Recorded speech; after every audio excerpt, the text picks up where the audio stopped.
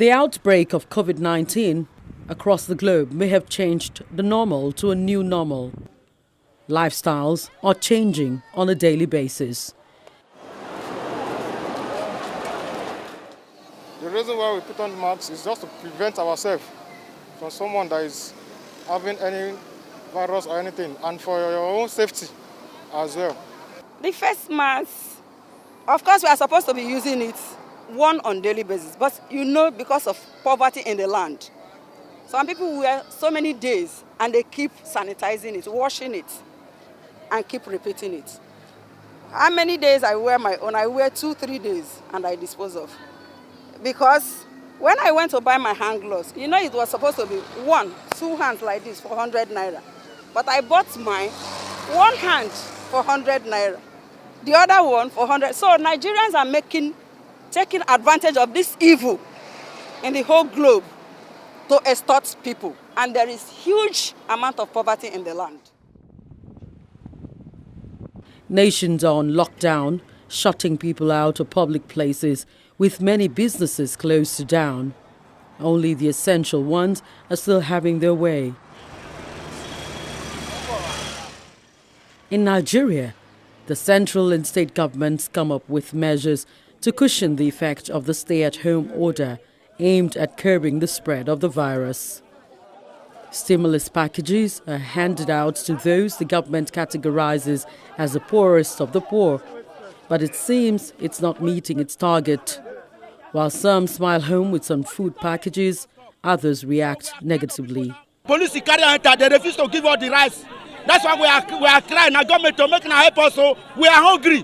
We are hungry for us. They say we can stay for 14 days. We cannot able to go work. We cannot able to do our business. Government help us. So they don't see the rice. So we need the rice. The rice when they give us, they don't share them. They refuse to share them. Those are government. They have a Google map. Those Google map that we have, we show them the street. Then they have a bus. Then to go street by street. Then what they are doing for us is not enough and it's not good. Or they should leave us to go to our work. What they are doing is very bad. All another old mama like myself, then they push them, then begin tear gas, then put for us, drive us like a silly goat. Some enter that school, then they give them rice, then they give anything where they need. But our people, they are too bad. To give us anything where we like, they don't do. A random message is received by some residents of Lagos State with a promise to deliver a food package.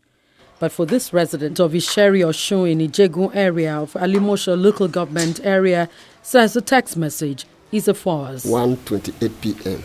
I received this text message and I replied it. They said, if I will accept, I should write food. Yes, and that's exactly what I did. That was the same 30th of March. At 1:31 p.m. delivered to them, and up to today I have not seen anything. It shows that they are not truthful with their promises. I do not request for the text message. I expected them to have kept to their promise because they looked through their record and saw my name, and they wrote me. I'm not the only one. They wrote so many. Even I have a friend who is equally blind. Up to today, he has not received anything. Perhaps they must have diverted it to somewhere else. That is on their own. But those are the road that they are bringing the food package. We have not seen anything. The government should be hearing that this lockdown is, people are dying of hunger. And that's the truth. The COVID that we are talking about have not killed as many as the hunger is destroying. There are many of us that every day we go out to look for what to eat. But now you ask one to sit at home and nothing is coming on. That is suicidal.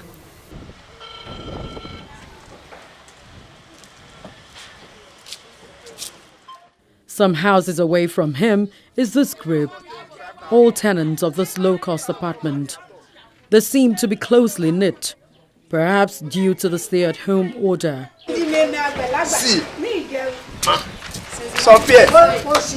Obviously, social distancing cannot be achieved here. All they want is food to survive as the stay-at-home order bites harder. People are hungry. So people are dying in hunger silently.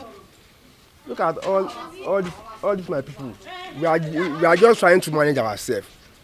Being begging from one place to the other for giving us food, which is not supposed to be.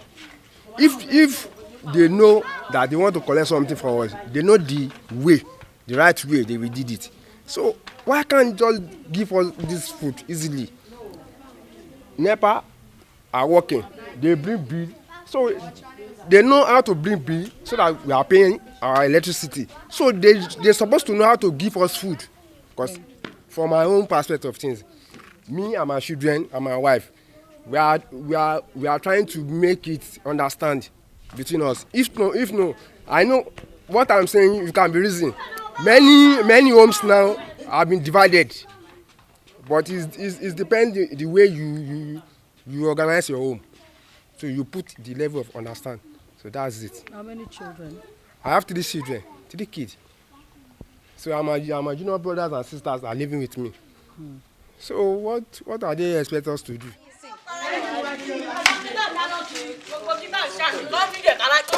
The women say they cannot afford kerosene or the cooking gas now, and so resort to firewood cooking when there's food to cook.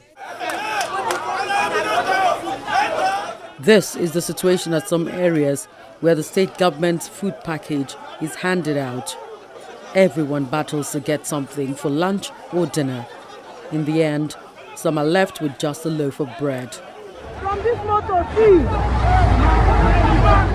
And this video gone viral. The struggle is real. Everyone wants food as the stay-at-home order continues. Security agents mount strategic points to discourage movements, but it looks like they are helpless as the people flout the lockdown directive in some areas where many live on daily proceeds. The first phase of the lockdown that lasted for 14 days in Lagos, Ogun and the Federal Capital Territory is again extended by another 14 days in order to tackle the spread of COVID-19, as states in the country continue to record new cases of infections daily, with Lagos still having the highest number, although with an increased number of discharged survivors too. 4 days after Adedeji Kazeem received a clean bill of health after undergoing treatment for 17 days, his wife joins him at home. She narrates her survival experience in the midst of emotional torture, having to leave 2 little children with a maid to save them from being infected. I was really sad. I cried almost every day when I was there, thinking about my children alone, because they're still little, and I left them together with the maid that we hired 2 months ago. So we were really worried about them. I cried. I was so happy to come home and see them.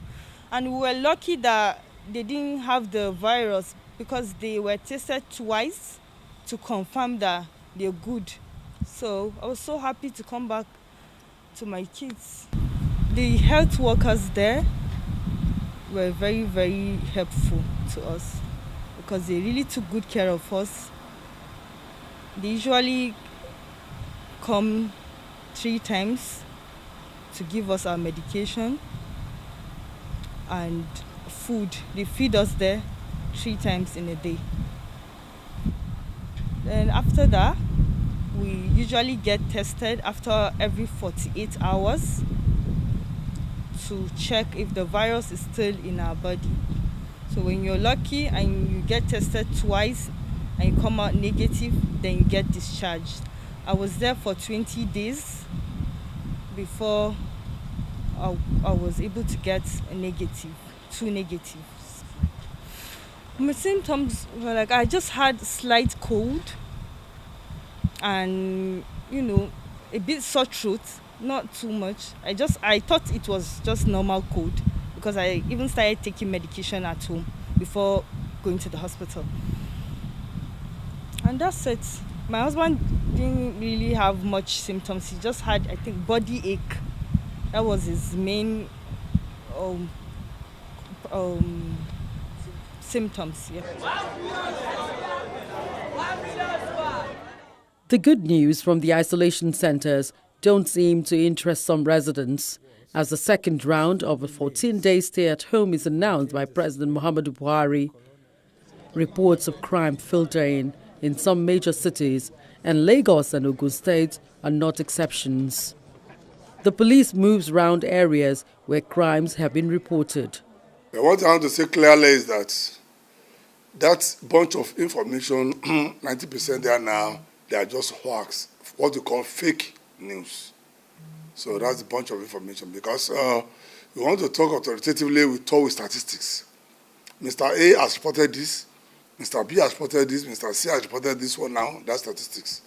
That's why all these loud noises they are making now, there's one be single report. But mostly all these things now, the people now came. So from that to Ogun State at the border town, Lagos and Ogun State. So many people have that hyper that is in Lagos, not in Lagos. But because most of them work in Lagos, when they come into Lagos, and the police station they see along that line now is the one that are in Lagos State. Other members of the task force, ladies and gentlemen. At one of the daily briefings of the Presidential Task Force on COVID-19, the Inspector General of Police speaks otherwise. Due to the series of complaints received from Lagos and Ogun axis on the activities of some hoodlums who are common criminals that came out to be attacking innocent citizens and depriving them of their properties, we've deployed an intervention force to Lagos, Ogun, led by Deputy Inspector General of Police, to deal with the situation. We also ensure that policemen are deployed, the policemen that were deployed adhere strictly to the force code of conduct and respect for the rights of Nigerian citizens. Now we want to again sound a note of warning to criminals that are taking the opportunity of this lockdown to go from place to place, especially in Lagos mainland and any part of this country, to desist from doing that. We have instructed all the commissioners of police, the AIGs in charge of the zonal commands, to deploy all the resources available to them to make sure that criminals are not allowed to take the opportunity of the lockdown to perfect their crimes. In a situation where you have complaints of attack by hoodlums or misbehavior from the part of security agencies in the process of enforcing the restriction movement, citizens are called upon to report such cases to police public relations officers in all the state commands.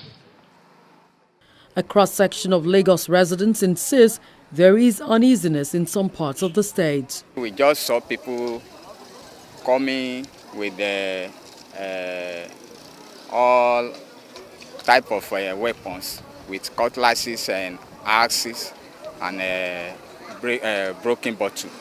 They just come in multiples of people, more than thousands of people. So they just go like this, some move like this. So later on, we now see police coming from this Ojokoro police station. Because they can't come into our estates. They want to come in. They want to come in, but there's no way for them to come. So immediately, when they have the DPO, the area commander, everybody, but when we come here, they try their best and they need more vehicle and more police. This outbreak is work of God, but the management of the outbreak is not proper in time of feeding.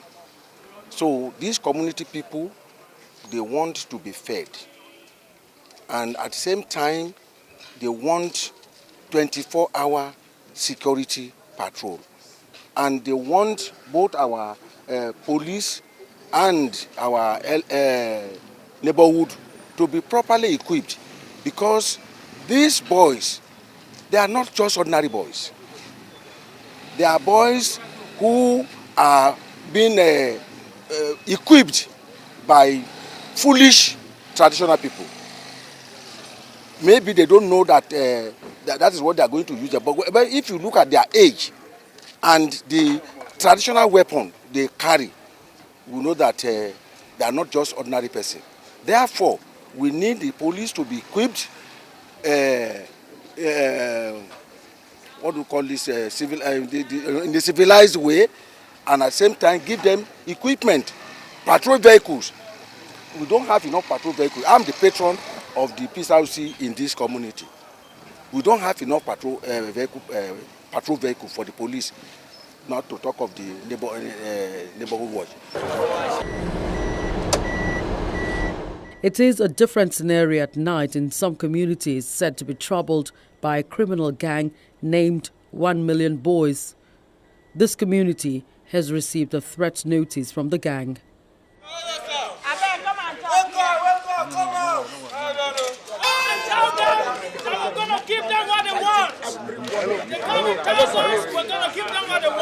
The main reason I'm outside is because as in they stabbed my sister, she's in the hospital. That's the reason why I'm outside. And she's pregnant. They don't even pity her. They still stab her again. They look to be prepared, but not sure what they are up against. Cutlasses, knives, hoes and other weapons come in handy at the midnight hour. These residents would rather trade sleep for their safety.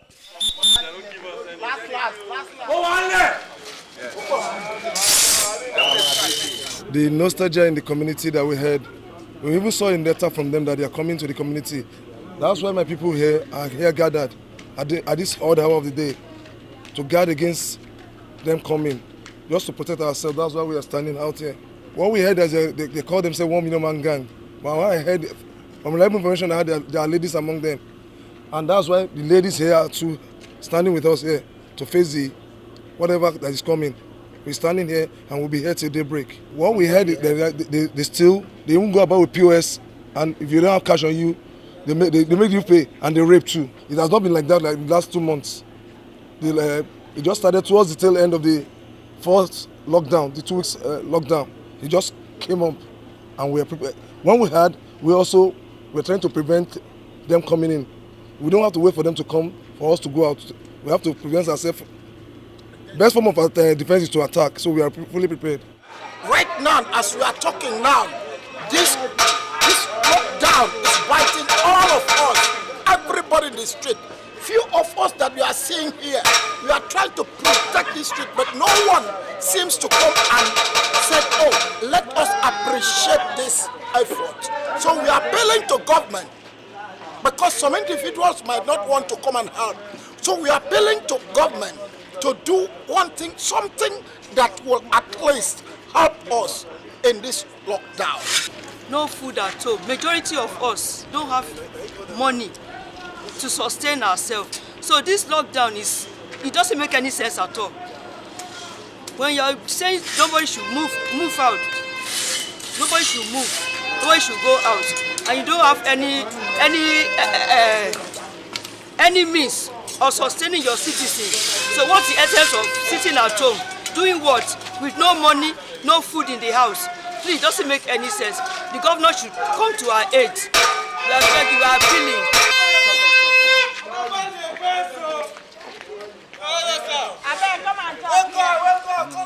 About 150 suspects is arrested by the Ogun State Police Command, allegedly linked to the unrest recorded in some part of Ogun West Senatorial District and parts of Lagos. The suspects are youths between the age of 20 and 30. Items recovered from them include locally made guns, cartridges, axes, gas cylinder, among other dangerous weapons.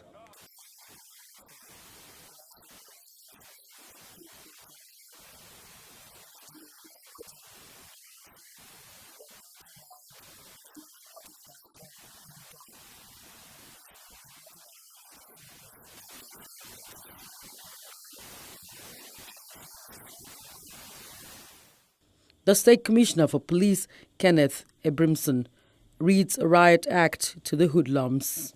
Having discovered their modus operandi and having studied their psychological makeup, I deployed the Deputy Commissioners of Police in charge of investigation and operation to move in for a full combat operation.